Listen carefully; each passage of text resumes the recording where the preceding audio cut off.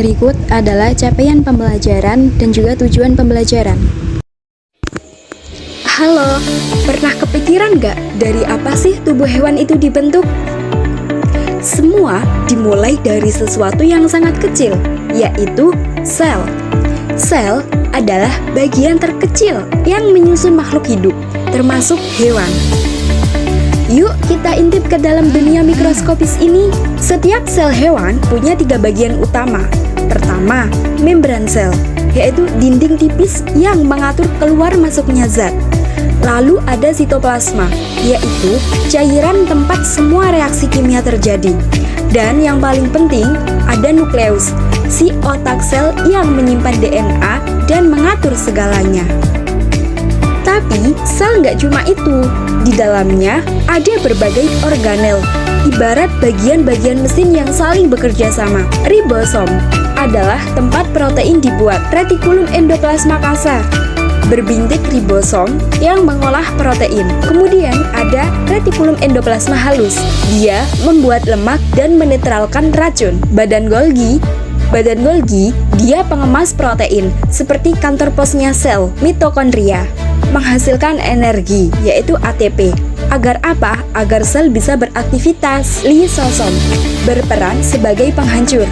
Ia mencerna zat asing dan bagian sel yang rusak. Vakuola, meski kecil, menyimpan air dan sisa zat. Sentriol membantu saat sel membelah diri. Mikrotubulus membentuk kerangka sel, menjaga bentuk dan bantu pergerakan.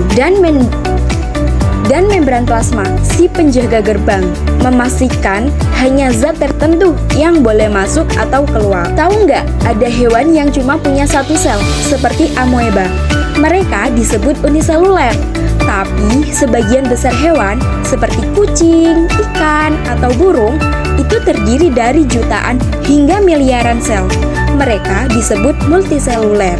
Dari strukturnya, sel dibedakan jadi 2 jenis. Yang pertama ada prokariotik, dan yang kedua ada eukariotik. Prokariotik seperti bakteri, belum mempunyai nukleus sejati. Untuk eukariotik, dia seperti sel hewan, mempunyai nukleus dan organel yang lengkap. Jadi, sel hewan adalah contoh sel eukariotik. Dalam tubuh hewan, banyak sel punya tugas khusus, namanya spesialisasi sel. Contohnya, sel darah merah membawa oksigen ke seluruh tubuh. Sel otot membantu kita bergerak. Sel saraf menyampaikan sinyal dan informasi. Sel yang sama akan membentuk jaringan. Jaringan bergabung menjadi organ, seperti jantung atau paru-paru. Lalu, organ bekerja sama dalam sistem organ, contohnya sistem pencernaan. Akhirnya, semua itu membentuk satu kesatuan menjadi tubuh hewan. Dari satu sel kecil, terbentuk jaringan kompleks yang luar biasa, mulai dari organel mungil hingga sistem organ yang bekerja sempurna. Semua saling mendukung.